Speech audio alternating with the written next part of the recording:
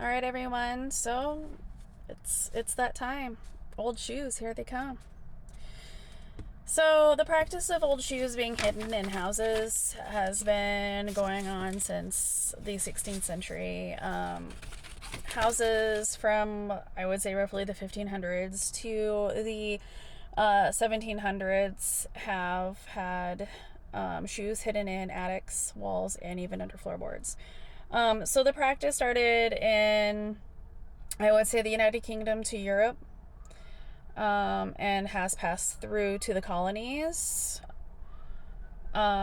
This was in the height of the witch trials. It was a practice that the idea was hiding a shoe, a well-worn shoe, in a house would lure away witches or anything evil in the supernatural away from the actual person, so that they could stay safe. Um, a lot of children's shoes have been found in homes. The idea was that either there were a lot of access to children's shoes, but also the thought was these shoes also could bring good luck and fertility. Um, so I want to share that one of the earliest finds of shoes were found at St. John's College in Oxford, dated back to the 1540s. This is not that shoe. This is just an example of a shoe found. Um, a shoe has even been found hidden in the Winchester Cathedral choir stalls, which is interesting. And that was, I believe, in the floorboards. Um,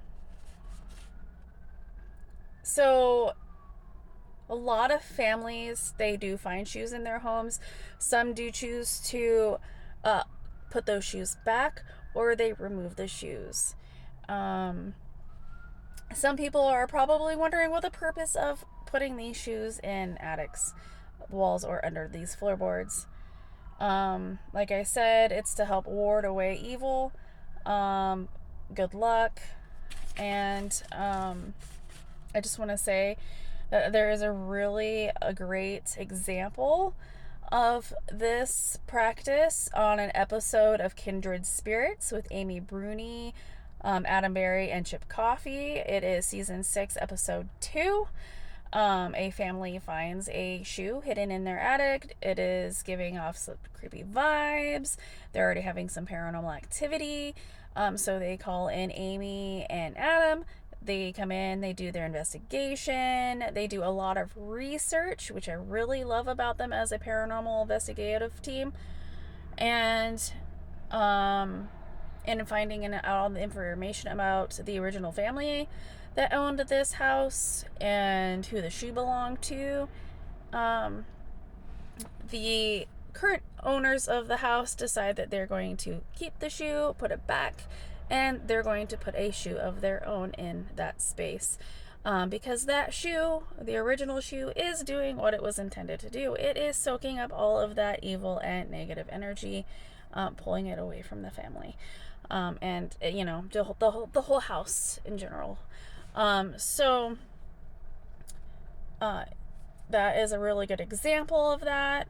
So yes, there has been paranormal activity that can swirl around this, taking these shoes from their original spaces, especially if there's been a lot of intention put in those shoes, because in a sense, I had a friend say that, oh, this is a witch's practice. I wouldn't necessarily say that, but I can understand from her standpoint what she means, because essentially the shoe is like a talisman. It is like a totem, essentially. You're putting a lot of intention into this item, to protect your family, to protect your home, and you're putting it into a special space, and and sometimes when you're removing that item and you're not that person to put it there or what have you, you're disturbing that item. And if you don't have an understanding of what it is, and you're going to misinterpret the energies that come with it. So just really cool information. I definitely recommend you do a little research of your own. Excuse me. There's a lot of museums over in Europe that have like hundreds of these shoes have been found in homes. I would have to do a little more of a deep dive, but I'm sure we have some that are in some museums here. Probably more on the side of our country that have the original 13 colonies.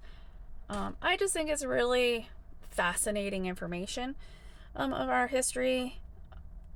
So, if you have a house built for yourself and this is something that you want to continue, put a shoe in your attic or under your floorboards or in your wall. It might even be fun just to leave it there for the next family.